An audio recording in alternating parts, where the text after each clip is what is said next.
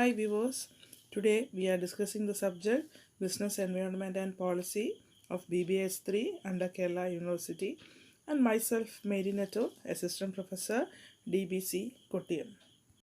Today we are discussing the factors of microenvironment. Last session we already discussed what is microenvironment and what is economic environment and its various factors. So today we can discuss what is political and government environment. So let's see in detail what are these. So let's see political and government environment.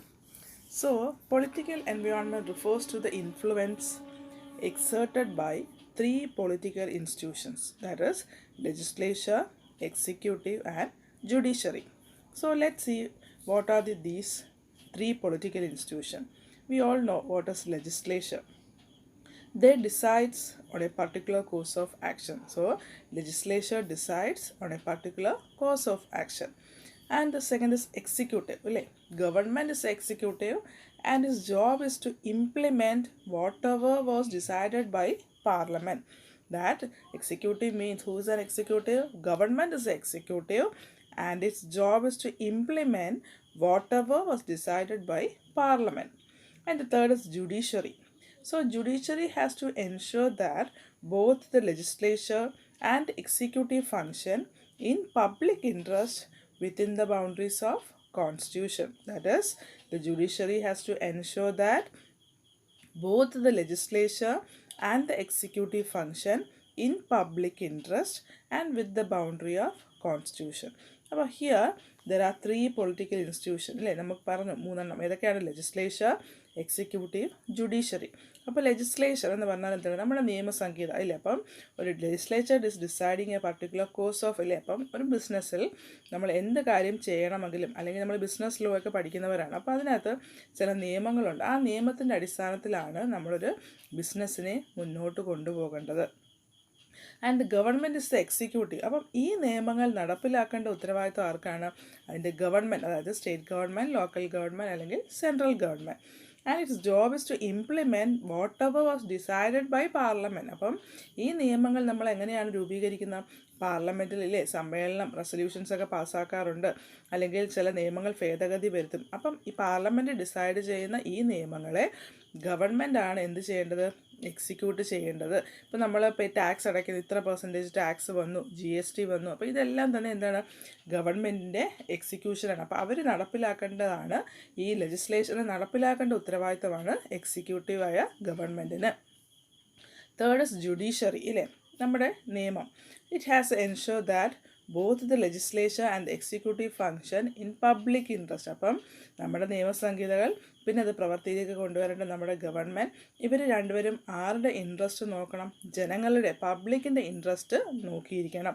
And within the boundary of constitution, അതായത് നമ്മുടെ constitution അല്ലെങ്കിൽ നമ്മുടെ നിയമങ്ങൾക്ക് അനുശാസിക്കുന്ന രീതിയിലായിരിക്കണം. അതിനൊരു വരുമ്പോഴില്ലേ, അല്ലെങ്കിൽ ഒരു boundary ഉണ്ട്. ആ ബൗണ്ടറിക്കകത്ത് നിന്നുകൊണ്ട് ജനങ്ങളുടെ ഇൻട്രസ്റ്റും കൂടെ നോക്കി വേണം സർക്കാർ എന്ത് ചെയ്യാൻ?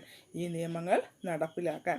So we can say that legal and political environment provides a framework within which business is to function. അപ്പോൾ ഒരു ബിസിനസ് മുന്നോട്ട് നീങ്ങണമെങ്കിൽ നമുക്ക് എന്തുണ്ടാവണം? ഈ ലീഗൽ ആൻഡ് പൊളിറ്റിക്കൽ എൻവയോൺമെൻറ്റ്, അതിൻ്റെ നിയമങ്ങൾ, ഇതിൻ്റെ ഫ്രെയിംവർക്കിലൂടെയാണ് ഏതൊരു ബിസിനസ്സും മുന്നോട്ട് നീങ്ങുന്നത്. So there is A legal rules of the game of business ഇല്ലേ. അപ്പം ഒരു ബിസിനസ് എന്ന് പറയുന്ന ഗെയിം അല്ലെങ്കിൽ ഒരു ബിസിനസ് എന്ന് മുന്നോട്ട് കൊണ്ടുപോകണമെങ്കിൽ അതിന് എന്തുണ്ടാവണം? ചില ലീഗൽ റൂൾസ്, നിയമപരമായിട്ടുള്ള ചില നീക്കുപോക്കുകൾ ഉണ്ടാവണം. അങ്ങനെയാണെങ്കിൽ they can formulate and implement it efficiency and effectiveness. അപ്പം നമ്മുടെ മുന്നിൽ നല്ല ബിസിനസ്സുകാരൊക്കെ ഉണ്ടല്ലേ, ഒത്തിരി പേര് ഫ്ലറിഷ് ചെയ്ത് നിൽക്കുന്ന ബിസിനസ്സുകാരാണ്. അപ്പോൾ ഇവരെല്ലാം മുന്നോട്ട് നീങ്ങുന്നത് എന്തുകൊണ്ടാണ്? ഈ ലീഗൽ റൂൾസ് പാലിച്ചുകൊണ്ട് അവരുടെ ബിസിനസ്സിൻ്റെ പോളിസീസ് ഫോർമുലേറ്റ് ചെയ്യുന്നു, ഇംപ്ലിമെൻറ്റ് ചെയ്യുന്നത് കൊണ്ടാണ് ഇഫക്റ്റീവായിട്ടും എഫിഷ്യൻ്റായിട്ടും ഒരു ബിസിനസ് മുന്നോട്ട് നീക്കുന്നത്. സോ അതുപോലെ തന്നെ എന്താണ്? ഒരു ഫോറിൻ പോളിസി അലൈൻമെൻറ്റ്സ്. ഇപ്പോൾ നമ്മൾ എക്സ്പോർട്ട് ചെയ്യുന്ന ബിസിനസ്സുകാരുണ്ടാവും, അല്ലെങ്കിൽ റോ മെറ്റീരിയൽസ് ഇമ്പോർട്ട് ചെയ്യുന്നവർ കാണും. അപ്പോൾ ഇവർക്കെല്ലാം തന്നെ എന്തുണ്ടാവണം? ചില ഫോറിൻ പോളിസികൾ ഇല്ലേ. നമുക്ക് പെട്ടെന്നൊരു ദിവസം പെട്ടെന്ന് നമ്മുടെ പ്രോഡക്റ്റ്സ് ഒന്നും ഫ്ലൈറ്റിൽ കയറ്റി അങ്ങനെ അയക്കാൻ പറ്റില്ല. നമ്മൾ ഇൻഡസ്ട്രിയൽ പോളിസി 56-ലും 47-ലൊക്കെ പഠിക്കുന്നതാണ്. അപ്പം അതിനകത്തൊക്കെ എന്താണ് ആദ്യകാലത്തൊക്കെ നമുക്ക് എന്താണ് എക്സ്പോർട്ട് ബിസിനസ് പറ്റത്തില്ലായിരുന്നു. പിന്നെ ലിബറലൈസേഷൻ വന്നതോടുകൂടിയാണ് ഇന്ത്യൻ കമ്പനീസ് എന്ത് ചെയ്തത്, സാധനങ്ങൾ പുറത്തേക്ക് കയറ്റി അയക്കാൻ തുടങ്ങിയത്. അപ്പോൾ അതുകൊണ്ട് തന്നെ എന്താണ് ഫോറിൻ പോളിസിക്കകത്തും ചില താരിഫ്സ് ഒക്കെ ഉണ്ട് അല്ലേ, സാധനങ്ങൾ കയറ്റി അയക്കുന്നതിനും അതിൻ്റേതായ ചില റൂൾസ് ആൻഡ് റെഗുലേഷൻസ് ഉണ്ട്.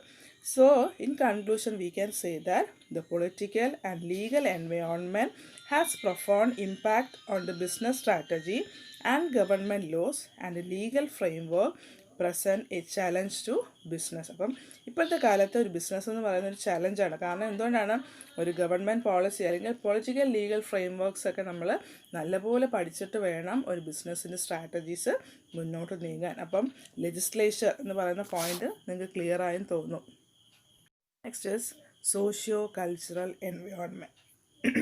Sorry. So in this, it includes the social factors within which an organization operates. അപ്പോൾ ഒരു സോഷ്യോ കൾച്ചറൽ എന്ന് പറഞ്ഞാൽ നമ്മൾ എന്താണ് പറയേണ്ടത്, ഒരു സോഷ്യൽ ഫാക്ടേഴ്സ്, ഒരു ഓർഗനൈസേഷൻ എവിടെയാണോ പ്രവർത്തിക്കുന്നത് ആ സ്ഥലമായിട്ട് ബന്ധപ്പെട്ടുള്ള വ്യത്യാസം, കൾച്ചറൽ ഡിഫറൻസ്. ഇപ്പം നമുക്കറിയാം, ഇപ്പം നമ്മൾ നമ്മുടെ ഒരു ഓഫീസ് കൊല്ലത്തുണ്ട്. അപ്പം നമ്മുടെ ഒരു ലൈഫ് സ്റ്റൈൽ അല്ലെങ്കിൽ ആ ഓർഗനൈസേഷൻ്റെ പ്രവർത്തനം എന്ന് പറയുന്നത് കൊല്ലത്ത് എങ്ങനെയാണോ നമ്മുടെ പ്രത്യേകിച്ചുള്ള കൾച്ചറിൽ രാവിലെ 10 to 5 ആണ് ജോലി എന്ന് പറയുന്നത്, നമ്മൾ അങ്ങനെ നീങ്ങും. പക്ഷേ ഇനി ഈ സെയിം കമ്പനിയുടെ ഒരു ബ്രാഞ്ച് നമ്മൾ അമേരിക്കയിലോ അല്ലെങ്കിൽ പുറത്തെ രാജ്യത്തൊക്കെ കൊണ്ടുപോയി സ്ഥാപിക്കുകയാണെങ്കിൽ അവരുടെ വർക്ക് കൾച്ചർ വ്യത്യാസങ്ങളായിരിക്കും അല്ലേ. അവിടുത്തെ സ്റ്റൈലനുസരിച്ച് വേണം നമ്മൾ അവിടുത്തെ വർക്ക് ഷെഡ്യൂൾ നമ്മൾ പ്രിപ്പയർ ചെയ്യുക. അപ്പം ഒരു സോഷ്യോ കൾച്ചറൽ എന്ന് പറഞ്ഞാൽ ശരിക്കും ഒരു ടോട്ടൽ സോഷ്യൽ ഫാക്ടേഴ്സ് ആണല്ലേ. ഒരു ഓർഗനൈസേഷൻ ഓപ്പറേറ്റ് ചെയ്യുന്നത് എപ്പോഴും ഈ സോഷ്യോ കൾച്ചറൽ ഫാക്ടേഴ്സിൻ്റെ അടിസ്ഥാനത്തിലായിരിക്കാം. സോ സോഷ്യൽ ഫാക്ടേഴ്സ് ഇൻക്ലൂഡ്, ഇനി അതിന് എന്തെല്ലാം വരും, people attitude towards work and health. അപ്പോൾ നമ്മൾ പറഞ്ഞു, ഇപ്പോൾ കൊല്ലത്തുള്ള ആൾക്കാരും അല്ലെങ്കിൽ നമ്മളൊരു യൂറോപ്യൻ യൂണിയനിൽ ഒരു ബിസിനസ് സ്ഥാപനം തുടങ്ങിയാൽ ഇത് രണ്ടും തമ്മിലുള്ള വ്യത്യാസം എന്താണ്, വ്യക്തികളുടെ ആറ്റിറ്റ്യൂഡിൽ വരുന്ന വ്യത്യാസം, വർക്കിൽ വരുന്ന വ്യത്യാസം, പിന്നെ ഹെൽത്ത് വൈസ് എന്താണ് അവർക്ക് വരുന്ന വ്യത്യാസങ്ങൾ. പിന്നെ റോൾ ഓഫ് ഫാമിലി അറിയാലോ, നമ്മൾ കേരളീയർ അല്ലെങ്കിൽ ഇന്ത്യൻസ് എന്ന് പറയുമ്പം ഫാമിലി ഓറിയൻറ്റഡ് ആണ് അല്ലേ, കുടുംബം എപ്പോഴും ഉണ്ടാവണം. പക്ഷേ യൂറോപ്യൻ യൂണിയൻ അല്ലെങ്കിൽ അങ്ങോട്ടൊക്കെ ചെല്ലുമ്പോൾ എന്താണ്, ഫാമിലി എന്ന് പറയുന്നതിനൊരു സെക്കൻഡ് ഓപ്ഷനാണ് അവർ നിലനിൽക്കുന്നത്. അപ്പം ആ ഫാമിലിയുടെ റോൾ, പിന്നെ മാരേജ്, അതുപോലെ റിലീജിയൻ, എഡ്യൂക്കേഷൻ, സോഷ്യൽ റെസ്പോൺസിബിലിറ്റി അല്ലെങ്കിൽ എത്തിക്കൽ ഇഷ്യൂസ്, അങ്ങനെ ഒട്ടുമിക്ക കാര്യങ്ങൾ. അപ്പോൾ ഒരു സൊസൈറ്റി ആയിട്ടോ നമ്മുടെ കൾച്ചറുമായിട്ട് ബന്ധപ്പെട്ട് നിൽക്കുന്ന ഈ ഫാക്ടേഴ്സ് എല്ലാം തന്നെ നമ്മുടെ ബിസിനസ്സിൻ്റെ എൻവയോൺമെൻറ്റിനെ ബാധിക്കും. So, social caste and caste of a person goes a long way in deciding the business activity in relation to its production and marketing activity.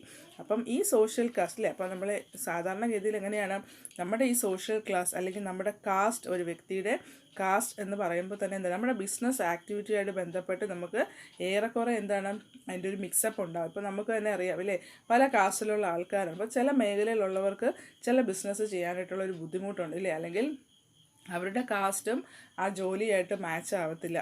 അപ്പം അങ്ങനെയൊക്കെ വരുമ്പോൾ എന്താണ് അത് ബിസിനസ്സിനെ ബാധിക്കും. So traditions, customs and social attitude have change the attitude and belief of a person. അതുകൊണ്ട് തന്നെ എന്താണ് നമ്മുടെ വിശ്വാസം അല്ലെങ്കിൽ നമ്മുടെ ട്രഡീഷൻ, നമ്മുടെ കസ്റ്റം അല്ലെങ്കിൽ നമ്മുടെ സോഷ്യൽ ആറ്റിറ്റ്യൂഡ്, ഇതെല്ലാം തന്നെ എന്താണ് നമ്മുടെ ബിസിനസ്സിനെ അഫക്റ്റ് ചെയ്ത്, അല്ലെങ്കിൽ നമ്മുടെ ഒരു വിശ്വാസം എന്താണോ അതനുസരിച്ചായിരിക്കാം നമ്മൾ ആ ബിസിനസ് മുന്നോട്ട് കൊണ്ടുപോകുന്നത്. So from the marketing point of view we can say both the caste and the class structure are relevant because both of these influence purchasing pattern. അപ്പം നമ്മൾ ഓരോരുത്തരും പർച്ചേസിങ് പാറ്റേൺ അല്ലെങ്കിൽ നമ്മൾ സാധനങ്ങൾ വാങ്ങുന്നവരാണ് അല്ലേ. നമ്മളെപ്പോഴും നമ്മുടെ കാസ്റ്റ് അല്ലെങ്കിൽ നമ്മുടെ class, upper class, middle class, low class എന്ന് പറയുന്ന ഒരു ക്ലാസ് സെക്ഷൻ ഉണ്ട്. ഇതനുസരിച്ചാണ് എപ്പോഴും നമ്മൾ പ്രോഡക്ട്സ് പർച്ചേസ് ചെയ്യുന്നത്. അപ്പം നമ്മൾ ഉപയോഗിക്കുന്ന സാധനങ്ങളിൽ വരുന്ന ഇപ്പോൾ ഏതൊരു പ്രോഡക്റ്റ് എടുത്താലും അതിൻ്റെ വേരിയേഷൻസ്, ഇപ്പോൾ നമ്മൾ ഓട്ടോമൊബൈൽ സെക്ടർ എടുത്താൽ തന്നെ കാറുകൾ ഇല്ലേ, അതായത് ആവറേജ് കസ്റ്റമറിന് ഉപയോഗിക്കുക അല്ലെങ്കിൽ ഒരു മിഡിൽ ക്ലാസ് ഫാമിലിക്ക് ഉപയോഗിക്കാൻ പറ്റുന്ന കാറും ഉണ്ട്. എന്നാൽ അപ്പർ ക്ലാസ് അല്ലേ, നല്ല ബെൻസോ അല്ലെങ്കിൽ റോൾസ് റോയ്സ് അങ്ങനെയുള്ള അപ്പർ ക്ലാസ്സുകാർക്കുള്ള വണ്ടികളുണ്ട്. അപ്പം എല്ലാ ലെവൽസിനെയും ഒരുപോലെ നമുക്ക് സാറ്റിസ്ഫൈ ചെയ്യണം. അപ്പം ഒരു പരിധിവരെ എന്താണ് നമ്മുടെ കാസ്റ്റോ അല്ലെങ്കിൽ ക്ലാസ് സ്ട്രക്ചറോ ഒക്കെ ബിസിനസ്സിനെ പരമാവധി അല്ലെങ്കിൽ പർച്ചേസിങ് പാറ്റേണിനെ നമ്മൾ ഇൻഫ്ലുവൻസ് ചെയ്യുന്നു. So, from the business point of view, socio-cultural environment may include expectation of the society from business, that is, attitude of society towards business and its management, or we can say views towards achievement of work, or view towards structure, or view towards custom, tradition, class structure or the level of education, അങ്ങനെ ഇല്ലേ ഒരു socio cultural environment എന്ന് പറയുമ്പോൾ എന്താണ് ഒരു വ്യക്തിയുമായിട്ട് ബന്ധപ്പെട്ട് നിൽക്കുന്ന എല്ലാ ഫാക്ടേഴ്സ്, അയാളുടെ കസ്റ്റം ആവാം, ട്രഡീഷൻ ആവാം, ക്ലാസ് സ്ട്രക്ചർ ആവാം, ഒരു ലെവൽ ഓഫ് എഡ്യൂക്കേഷൻ ആവാം, ഇതെല്ലാം തന്നെ എന്താണ് പർച്ചേസിങ് പാറ്റേണെ ബാധിക്കും. അപ്പോൾ ഒരു സോഷ്യോ കൾച്ചറൽ ഫാക്ടേഴ്സ് എന്ന് പറഞ്ഞാൽ one word we can say that it is A social factors within which organisation operates. So clear with the point socio-cultural environment, which is natural environment. We all know what is natural environment. So natural environment we include geographical and ecological factors. So both of these factors are relevant to business. So it includes natural resources environment, weather and climate condition, or we can say topographic factors or location aspects or the port facilities, etc. So almost every aspect of business depend upon natural environment. ഇപ്പോൾ ഇതിനൊരു example ഇല്ല, അപ്പോൾ നമ്മൾ natural എൻവയോൺമെൻറ്റിൽ പറഞ്ഞ എന്താണ്, ഏതൊരു ബിസിനസ്സിൻ്റെയും രണ്ട് factors, ഒരു നാച്ചുറൽ എൻവയോൺമെൻറ്റ് എന്ന് പറയുമ്പോൾ എന്താണ്, ഒന്ന് നമ്മുടെ ജോഗ്രഫിക്കൽ ഏരിയ, പിന്നെ നമ്മൾ പറഞ്ഞ നമ്മുടെ എക്കോളജിക്കൽ ഫാക്ടേഴ്സ്. അപ്പോൾ ഈ രണ്ട് ഫാക്ടേഴ്സും ബിസിനസ്സിനെ ഒരുപോലെ റെലവൻ്റ് ആണ്. അപ്പോൾ ഒന്ന് നമുക്ക് പ്രകൃതിദത്തമുള്ള ചില നാച്ചുറൽ റിസോഴ്സസ്, പിന്നെ നമ്മുടെ climatic condition, weather and climate അറിയാമല്ലോ, നമ്മുടെ കേരളത്തിൽ അല്ലെങ്കിൽ ഇന്ത്യയിൽ വരുന്ന ക്ലൈമറ്റിക് കണ്ടീഷൻ, മഴയും അല്ലെങ്കിൽ ചൂടും എല്ലാം സമയാസമയങ്ങളിൽ നമുക്ക് ആ കണ്ടീഷൻസ് ഉണ്ട്. പിന്നെ നമ്മുടെ ലൊക്കേഷൻ ഇല്ലേ, ഒരു ബിസിനസ് സ്ഥാപനം തിരഞ്ഞെടുക്കുമ്പോൾ നമുക്ക് ഏറ്റവും ഇമ്പോർട്ടൻ്റ് ആണ് അതിൻ്റെ ലൊക്കേഷൻ. പിന്നെ പോർട്ട് ഫെസിലിറ്റി എന്ന് പറയാം ഇല്ലേ, അതായത് ഷിപ്മെൻ്റ് ഒക്കെ ഉള്ള ഏരിയ ആണെങ്കിൽ അതുപോലെ നമുക്ക് എന്താണ് സാധനങ്ങൾ എത്തിച്ചു കൊടുക്കാനായിട്ട് ഈസിയാണ്. അപ്പോൾ ഒരു എക്സാമ്പിളായിട്ട് നമുക്ക് പറയാവുന്നത് എന്താണ്, manufacturing depend upon physical inputs. അപ്പോൾ ഒരു മാനുഫാക്ചറിങ് പ്രോസസ്സ് ഒരു ഇൻഡസ്ട്രിയിൽ നടക്കണമെങ്കിൽ അതിന് നമുക്ക് എന്തുണ്ടാവണം, ഫിസിക്കലായിട്ടുള്ള ചില ഇൻപുട്സ്, അതായത് റോ മെറ്റീരിയൽസ് കിട്ടിയിരിക്കണം. ഇനി അതുപോലെ mining and drilling depend upon natural deposit ഇല്ലേ, നാച്ചുറൽ ഡെപ്പോസിറ്റാണ് നമുക്ക് ഖനികളില്ലേ അല്ലെങ്കിൽ ഡ്രില്ലിങ്ങും മൈനിങ് ഒക്കെ നടക്കണമെങ്കിൽ അത് നമ്മുടെ നമ്മുടെ പ്രകൃതിയിൽ തന്നെ ഉള്ളതിനെയാണ് നമ്മളതിനെ ഡ്രില്ല് ചെയ്തെടുക്കുന്നത്. പിന്നെ അഗ്രികൾച്ചറിൻ്റെ കേസിലാണെങ്കിൽ എന്താണ്, നമ്മുടെ നേച്ചർ ഡിപ്പെൻഡ്സ് ഓൺ നേച്ചർ എന്ന് വേണമെങ്കിൽ പറയാം. കാരണം എന്തുകൊണ്ടാണ്, മഴ ഉണ്ടാവെങ്കിൽ മാത്രം, അല്ലെങ്കിൽ ആ ഹാർവെസ്റ്റിംഗ് സീസണൊക്കെ നമുക്കറിയാം. അപ്പം കൃഷിയെ പൂർണ്ണമായിട്ടും ഡിപ്പെൻഡ് ചെയ്യുന്ന എന്താണ്, നമ്മുടെ നേച്ചറാണ്. ഇനി നമ്മുടെ ട്രേഡിൻ്റെ കാര്യത്തിൽ എടുക്കുകയാണെങ്കിൽ എന്താ, രണ്ട് റീജിയൻസ് ഡിപ്പെൻഡ് ചെയ്യുന്ന എപ്പോഴും ചില ജോഗ്രഫിക്കൽ ഫാക്ടേഴ്സാണ്. അതുപോലെ തന്നെയാണ് നമ്മുടെ transport and communication, it also depends geographical factors. അപ്പോൾ അങ്ങനെയൊക്കെ വരുമ്പോൾ എന്താണ്, പിന്നെ നമ്മുടെ എക്കോളജിക്കൽ ഫാക്ടേഴ്സിൽ നമ്മുടെ ലൊക്കേഷൻ, ചില ഇൻഡസ്ട്രിയുടെ ലൊക്കേഷൻ എന്നൊക്കെ പറയുമ്പോൾ എന്താണ്, അത് നമുക്ക് ബിസിനസ്സിന് കൂടുതൽ ഇമ്പോർട്ടൻസ് ഉണ്ടാവും. So government policies aimed at the preservation of environmental purity and ecological balance or conversion of non perishable resources have resulted in additional responsibility and problems four business. അപ്പം ഒരു പരിധിവരെ എന്താണ്, നമ്മുടെ നാച്ചുറൽ എൻവയോൺമെൻറ്റ് ഇല്ലേ, ഒരു business success ആവണമെങ്കിൽ നമ്മൾ നേരത്തെ പറഞ്ഞ പൊളിറ്റിക്കൽ ഫാക്ടേഴ്സോ സോഷ്യൽ കൾച്ചറൽ ഫാക്ടേഴ്സോ എക്കണോമിക് ഫാക്ടേഴ്സോ പോരാ, പകരം എന്ത് വേണം, ഈ നാച്ചുറൽ ഫാക്ടേഴ്സ്, അതായത് നാച്ചുറൽ എൻവയോൺമെൻറ്റ് എന്ന് പറഞ്ഞ ഫാക്ടേഴ്സും കൂടെ നമുക്ക് ഉൾപ്പെടുത്തിയേ പറ്റൂ. So this is the end of today's session. I hope you understood the topic that today we discussed political environment and government environment. In that we discussed the three political institutions, that is legislature, executive and judiciary, and the other one socio-cultural environment. In that we already discussed the factors influence the social cultural, that is people attitude towards work and health, role of family, marriage, religion, education, etc. And the last is natural environment. In that we discuss the geographical and ecological factors that is very relevant to business. So prepare well, study well. Thank you.